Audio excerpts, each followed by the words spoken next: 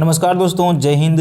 तो अभी वर्तमान में क्या है कि विश्व स्तर पर एक बहुत ही बड़ा टॉपिक जो है ट्रेंड में आ रहा है। ट्रेंड में ये है कि रूस और यूक्रेन जो है इसके बीच जो है बहुत ही बड़ा विवाद हो गया है और यहाँ पर बात इतना बड़ा हो गया है कि कभी भी युद्ध होने की यहाँ पे संभावना हो सकती है, क्योंकि रूस और यूक्रेन में तनाव इतना बड़ा है जिसमें से रूस ने जो है 1,25,000 सैनिक को जो है यूक्रेन और रूस के सीमा पर तैयार कर दिए हैं। तो इस वीडियो में हम लोग समझेंगे कि असली वजह इसका जो विवाद होने का है वो क्या है, क्यों इतना बड़ा आखिर विवाद हो गया। और ये बहुत ही मोस्ट इम्पोर्टेंट टॉपिक है ट्रेंड में, जो आपके यदि किसी भी तरह की परीक्षा भी यदि भारत में होने वाली है तो उसमें करंट अफेयर्स के माध्यम से एक दो प्रश्न इसमें आ सकते हैं, ठीक है। और हम लोग इसमें ये भी देखेंगे कि आखिर भारत जो है वो किसके साथ खड़ा है, यूक्रेन का साथ दे रहा है या फिर रूस का साथ दे रहा है, क्योंकि आपको पता है कि दोनों के साथ जो है भारत का रिश्ता बहुत ही अच्छा है। तो वीडियो के अंत तक आप बने रहिए। चलिए हम लोग देख लेते हैं इसमें क्या क्या होने वाला है, इसका असली वजह जो है यूक्रेन और रूस में युद्ध होने का वो क्या कारण रहा होगा। तो जैसा कि आप यहाँ पे देख पा रहे हैं कि रूस और यूक्रेन के बीच जारी विवाद खत्म होते नज़र नहीं आ रहा है।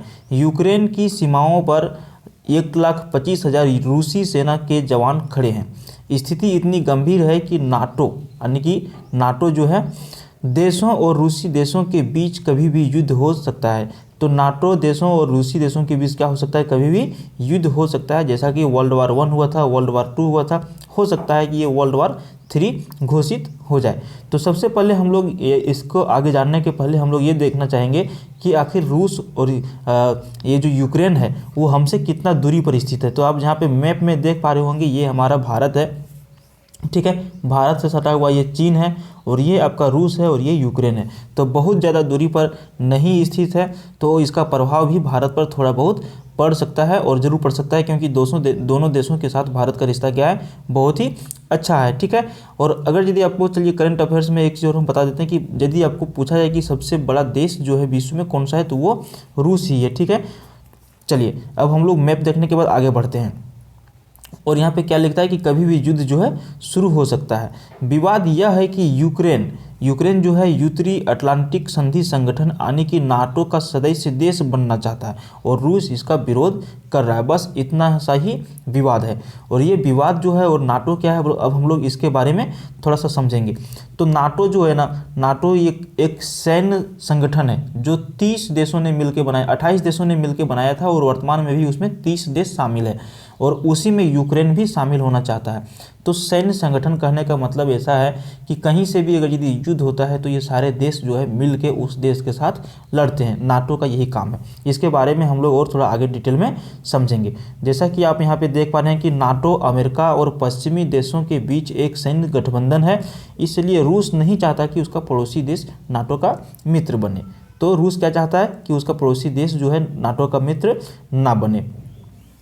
इतनी सारी खबरों और नाटो के जिक्र के बाद आपके मन में जरूर यह ख्याल आ रहा होगा कि आखिर नाटो जो है वो है क्या। तो सबसे पहले आपको नाटो का फुल फॉर्म परीक्षा में अगर यदि पूछा जाए तो उसका फुल फॉर्म ये होता है नॉर्थ अटलांटिक ट्रीटी ऑर्गेनाइजेशन। और इसकी जो स्थापना हुआ था सन 1949 ईस्वी में इसकी स्थापना किया गया था।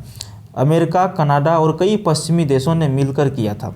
इस वक्त नाटो में कुल कितने सदस्य हैं, 30 सदस्य हैं। और जब यह स्टार्ट हुआ था उस टाइम कितने सदस्य देश थे, तो 28 देशों ने मिलकर क्या किया था कि सोवियत संघ के खिलाफ मजबूत मोर्चा तैयार करने की नीयत से इसकी स्थापना किया था। समझ गए। चलिए आगे है कि नाटो देशों पर ठने इस पूरे विवाद ने एक नई युद्ध की संभावना को जन्म दिया है, जिसमें एक से ज़्यादा देश भाग ले सकते हैं। क्योंकि नाटो देश का जब बात आ गया तो 30 देश तो वही हो गए, एक रूस 31, ठीक है। रूस ने यूक्रेन से लगी 450 किलोमीटर लंबी अंतर्राष्ट्रीय सीमा पर अपने 1,25,000 सैनिक को तैनात किया है। इन जवानों को यूक्रेन की पूर्वी और उत्तर पूर्वी सीमा पर तैनात किया गया है। रूस ने काला सागर, एक इंपॉर्टेंट प्रश्न ये देख लीजिएगा कि काला सागर कहाँ पर स्थित है, तो रूस में स्थित है। ये इंपॉर्टेंट प्रश्न पूछता है, ठीक है। आगे लिखता है कि रूस ने काला सागर में अपने युद्धपोत भी तैनात किए हैं जो खतरनाक मिसाइलों से लैस है। हाँ भैया, जब युद्ध होने की बात हो तो कोई भी देश जो है खतरनाक हथियार जरूर रखता है, ठीक है। आगे लिखता है कि 2014 में रूस ने यूक्रेन में एक महत्वपूर्ण बंदरगाह क्षेत्र जिसका नाम है क्रीमिया पर कब्जा कर लिया था। और तब से संघर्ष कभी खत्म नहीं हुआ है और उसी टाइम से मेन इसका जड़ जो है चालू हुआ था। आगे है, रूस ने यूक्रेन की सीमा पर ड्रोन भी तैनात किए हैं जो पलक झपकते ही किसी भी सैन्य अड्डे को तबाह कर सकते हैं। रूस ने यूक्रेन को चारों तरफ से घेर लिया है। रूस यूक्रेन संघर्ष ने दुनिया को दो गुटों में बांट दिया है। एक तरफ रूस है जिसे चीन जैसे देशों का समर्थन प्राप्त है और दूसरी तरफ यूक्रेन है जिसे अमेरिका, ब्रिटेन और अन्य नाटो देशों से समर्थन मिल रहा है। रूस क्यों नहीं चाहता कि यूक्रेन नाटो देशों में शामिल हो? ठीक है, तो रूस का जो रीजन है कि क्यों नहीं चाहता है कि वो जो है नाटो में शामिल हो, इसको हम लोग विस्तार से यहाँ पर समझेंगे। ठीक है, चलिए देखिए, नाटो एक सैन्य समूह है जिसमें अमेरिका, कनाडा, ब्रिटेन और फ्रांस जैसे 30 देश शामिल है। अब रूस के सामने चुनौती यह है कि उसके कुछ पड़ोसी देश पहले ही नाटो में शामिल हो चुके हैं। इसमें एस्टोनिया और लात्विया जैसे देश हैं जो पहले सोवियत संघ का हिस्सा थे। हाँ, सोवियत संघ के बारे में हम जानते हैं। सोवियत संघ जो है पहले एक बहुत ही बड़ा देश था जिसको टूटने के बाद इसमें लगभग 15 देश अलग हो गए और अलग अलग देश बन गए। आगे हम चलते हैं। अब अगर यूक्रेन भी नाटो का हिस्सा बन गया तो रूस हर तरफ से अपने दुश्मन के घेरे में आ जाएगा, दुश्मन देशों से घिर जाएगा। ठीक है, और अमेरिका जैसे देश उस पर हावी हो जाएंगे। अगर यूक्रेन नाटो का सदस्य बन जाता है और रूस भविष्य में उस पर हमला करता है तो समझौते के तहत इस समूह के सभी 30 देश इसे अपने खिलाफ हमला मानेंगे और यूक्रेन भी सैन्य सहायता भी करेंगे। समझ गए? तो मेन रीजन ये है कि अगर यदि रूस इसके ऊपर हमला करता है और यूक्रेन यदि नाटो देश में शामिल हो जाता है तो यूक्रेन के साथ साथ 30 ऐसे और देश हो जाएंगे जो रूस पर हमला कर सकते हैं। आगे है, रूसी क्रांति ने नायक व्लादिमीर लेनिन ने एक बार कहा था कि यूक्रेन को खोना रूस के लिए एक शरीर से अपना सिर काट देने जैसा होगा। बहुत बड़ा शब्द है। यही वजह है कि रूस ने नाटो में यूक्रेन के प्रवेश का विरोध कर रहा है। यूक्रेन रूस की पश्चिमी सीमा पर स्थित है। जब 1939 से लेकर के 1945 तक द्वितीय विश्व युद्ध चला, उस दौरान रूस पर हमला किया गया तो यूक्रेन एकमात्र ऐसा देश था जहां से रूस ने अपनी सीमा की रक्षा की थी। ठीक है, तो इसका मेन रीज़न जो है रूस के लिए यही चीज़ है कि वो एक ऐसा सीमा है जहां से रूस ने अपने आप पर जो है हमला होने से बचाया था। अगर यूक्रेन नाटो देश के साथ चला गया तो रूस की राजधानी मॉस्को पश्चिम से सिर्फ 640 किलोमीटर दूर बचेगी और फिलहाल यह दूरी करीब 1600 किलोमीटर है। तो यही मेन रीज़न है। अगर यदि कोई देश उसके ऊपर हमला भी करता है तो यूक्रेन के माध्यम से जो रूस की जो राजधानी है उसको बचाया जा सकता है। लेकिन अगर यदि ये क्या है नाटो में चला जाता है तो दूसरा देश यदि हमला करता है तो सिर्फ कितना बचेगा?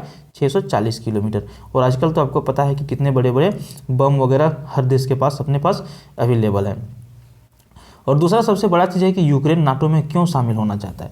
पहला हम लोगों ने देखा कि रूस जो है उसको क्यों शामिल होने नहीं देना चाहता है, और अब हम लोग देखेंगे कि यूक्रेन जो है वो नाटो देश में शामिल इतना होना क्यों चाहता है, क्या वजह है। तो चलिए इसको थोड़ा देखिए। यूक्रेन के नाटो देश में शामिल होने की वजह 100 साल पुरानी है। 100 साल पुराना है इसका नाटो देश में शामिल होने का। ठीक है, जब अलग देश का अस्तित्व भी नहीं था, 1917 से पहले रूस और यूक्रेन रूसी साम्राज्य का हिस्सा थे। 1917 में रूसी क्रांति के बाद यह साम्राज्य बिखर गया और यूक्रेन ने खुद को एक स्वतंत्र देश घोषित कर दिया। हालांकि यूक्रेन मुश्किल से 3 साल तक स्वतंत्र रहा और 1920 में यह सोवियत संघ में शामिल हो गया। कितना दिन रहा? मात्र 3 साल तक ये अलग स्वतंत्र रह सका। फिर 1920 में क्या हुआ? ये सोवियत संघ में शामिल हो गया। यूक्रेन के लोग हमेशा से खुद को स्वतंत्र देश मानते आ रहे हैं। कब से? 1917 से। चलिए आगे आप यहाँ पे जैसा कि देख पा रहे हैं हर जगह जो यहाँ पे सेना जो है वो तैनात किए गए हैं। कभी भी कुछ भी हो सकता है इसके लिए। ठीक है, आगे हम लोग देखते हैं कि 1991 में जब सोवियत संघ का विघटन हुआ। सोवियत संघ का विघटन कब हुआ था? सन 1991 ईस्वी में। तो यूक्रेन सहित 15 नए देशों का गठन हो गया। सही मायनों में यूक्रेन को साल 1991 में आज़ादी मिली। हालांकि यूक्रेन रूस से ही शुरू से ही समझता है कि वह जो है रूस से कभी भी अपने दम पर मुकाबला नहीं कर सकता है। ठीक है, यूक्रेन क्या समझ रहा है कि कभी भी जो है रूस से वो मुकाबला अपने दम पर वो नहीं कर सकता। इसलिए वह एक ऐसे सैन्य संगठन में शामिल होना चाहता है जो उसकी आज़ादी को महफूज रख सके। नाटो से बेहतर संगठन कोई और नहीं है जो यूक्रेन की रक्षा कर सके। यूक्रेन के पास ना तो रूस जैसी बड़ी सेना है और ना ही आधुनिक हथियार है। यूक्रेन में 1.1 मिलियन सैनिक है, जबकि रूस के पास 2.9 मिलियन सैनिक है। स्वाभाविक है, रूस उतना बड़ा देश है तो वहाँ पे सैनिक का होना बहुत लाजमी है और होना भी चाहिए। और हालांकि उसी दरमियान यदि देखा जाए यूक्रेन में कितना है, मात्र 1.1 मिलियन सैनिक है। यूक्रेन के पास 98 लड़ाकू विमान है और रूस के पास करीब 1500 लड़ाकू विमान है। रूस के पास यूक्रेन की तुलना में अधिक हमलावर हेलीकॉप्टर हैं। क्या है, रूस के पास जो है यूक्रेन की तुलना में अधिकतर हेलीकॉप्टर हैं, टैंक हैं, बख्तरबंद वाहन भी हैं जो हमला करने के लिए तैयार हैं। और सबसे इम्पोर्टेंट चीज़ इस युद्ध में यदि युद्ध होता है तो ये यहाँ पे देखा जाएगा कि आखिर भारत जो है वो किसके साथ खड़ा है। तो हम लोग जो भारत जो है किसके साथ खड़ा है, मोदी किसके साथ खड़ा है, ये चीज़ को हम लोग समझ लेते हैं। देखिए, रूस यूक्रेन के विवाद में भारत की स्थिति भी बहुत ज़्यादा महत्वपूर्ण है।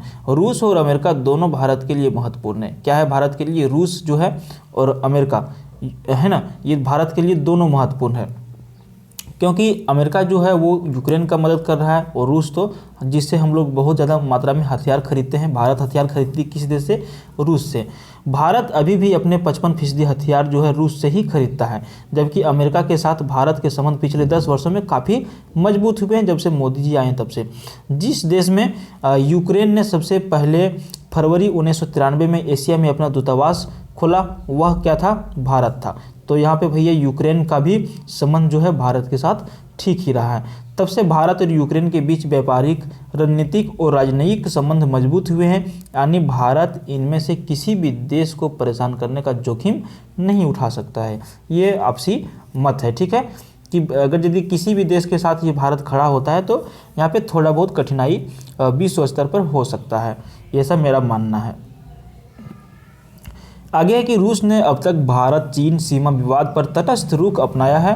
अगर भारत यूक्रेन का समर्थन करता है तो वह कूटनीतिक रूप से रूस को चीन के पक्ष में ले जाएगा। शायद यही कारण है कि हाल ही में जब अमेरिका सहित 10 से देश संयुक्त राष्ट्र में यूक्रेन पर एक प्रस्ताव लेकर आए, भारत ने किसी के भी पक्ष में मतदान नहीं किया।